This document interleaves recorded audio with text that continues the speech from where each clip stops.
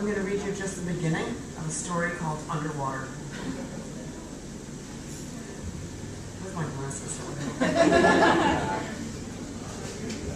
It rises to completion like a sun within the egg. Some scientist wrote that.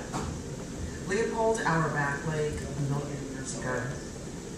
Leah, 18-something, Leah sees him stork-like, rabbinical, the ocular of his microscope imprinting a ring around his eye. Muscle cramps between Leopold's shoulders as he presides over holy union of sperm and egg. Leopold forgets he is thirsty. He forgets he is married. He hears cytoplasm ticking. He walks the labyrinth of the thumbprint of God. For 90 lost minutes, he watches the pronuclei fuse. Vacuoles, he calls them. They didn't have pronuclei then. It rises to completion. Leah has read it. She reads a lot of stuff they don't assign. But this is not a thing to say, not now, with Angeline weeping on the edge of the tub.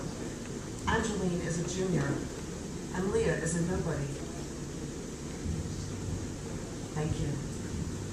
Angeline is the most silvery person Leah has ever known.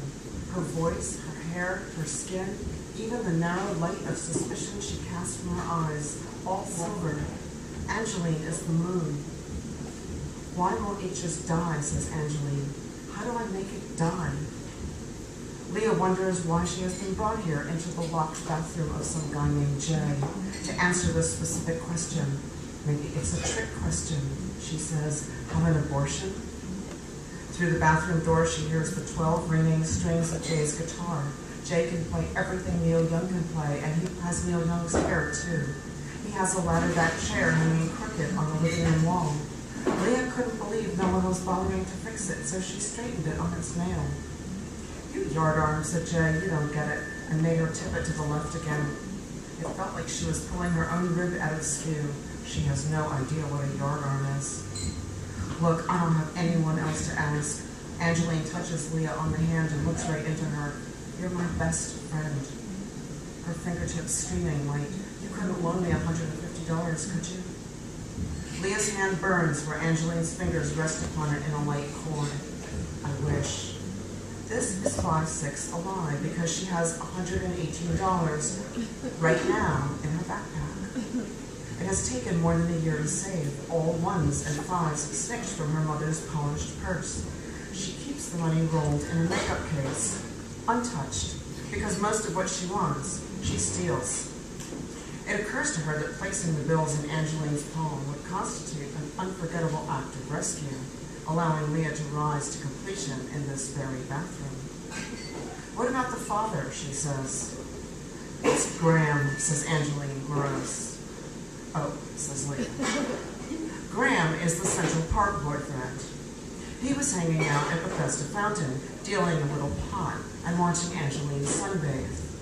Leah waits for enlightenment, but Angeline just smokes. Why can't Graham pay for it? Don't you remember anything, says Angeline. I told you, his best friend is a talent scout. Leah remembers something about an audition. It keeps not materializing. It's a sensitive subject. She doesn't get the connection, but she better not ask. After a respectful moment, she says, what about Jack? Jack is a New York City truancy officer. He always uses a rubber.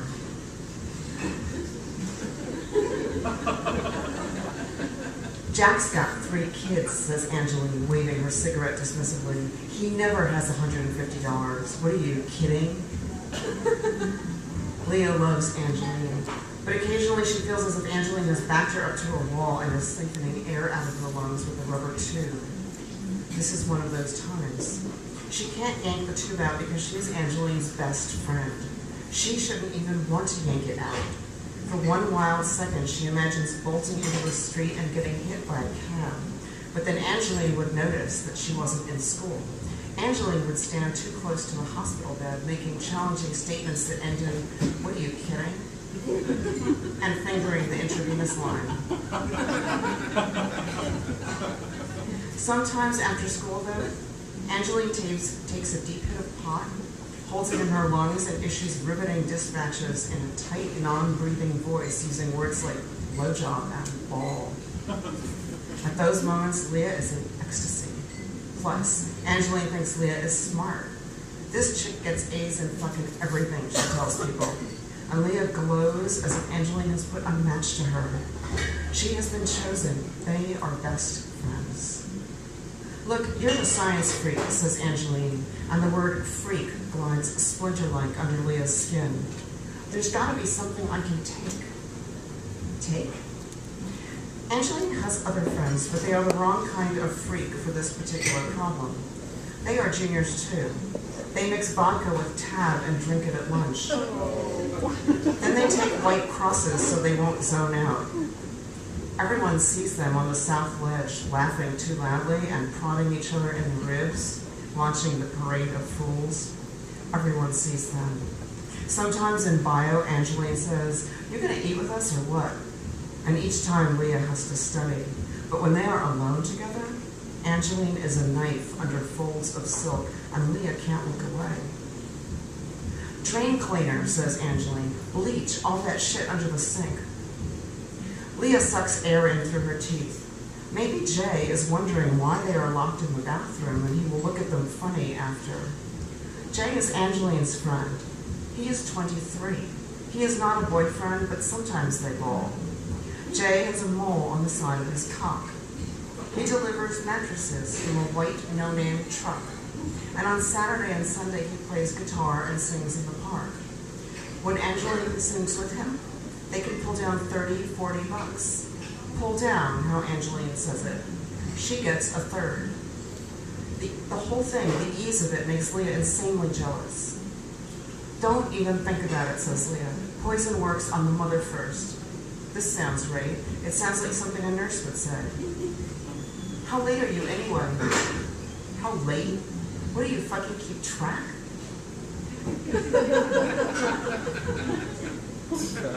Leah waits this one out. The tiny attacks just dissipate, she has found, if she holds very still. "Oh my God." Angeline sits straight up on the edge of the tub. "You could punch me in the stomach." "Uterus," says Leah, grateful for familiar turf. She imagines Angeline's uterus as a pulpy glove, and in the palm of the glove lies a dark, beating fish. Angeline presses thoughtfully. "You punch me there, I'll pee." "I'm not punching you there," says Leah. She wants to go back into the living room and listen to Jay play guitar and stroke his cat. Angeline gets up and stares into the bathroom mirror. She wipes carefully beneath each eye with the pad of her forefinger. "That's cool," she says. It's a new voice she's flicked on, bright as supermarket light. "I'll just tell my stepfather. He punches harder than anyone." "Don't do that," says Leah. She's seen the bruises on Angeline's arms, purple like sloppy kisses. "You can't. I wake up dead, you'll know it's him," says Angeline. Listless, she opens Jay's medicine cabinet. "What about aspirin?" she says. "Just don't tell him." Leah wonders what Angeline isn't saying, why a grown man would beat up a girl. Inside her makeup case, the 1s and 5s ripple and coil. "Why not? See it anyway." Angeline's eyes fill. "I'm gonna tell him," she says. "I can't have some crazy baby." It's true. She might. There's a little sister, Reen, who never says squat. That's according to Angeline. Reen is 11, and she likes to light matches, and she likes to watch them burn. She burns trash up on the roof. Reen is how Angeline met the truancy boyfriend, Jack. Plus, thinks Leah, a person can't just let someone's life fall apart.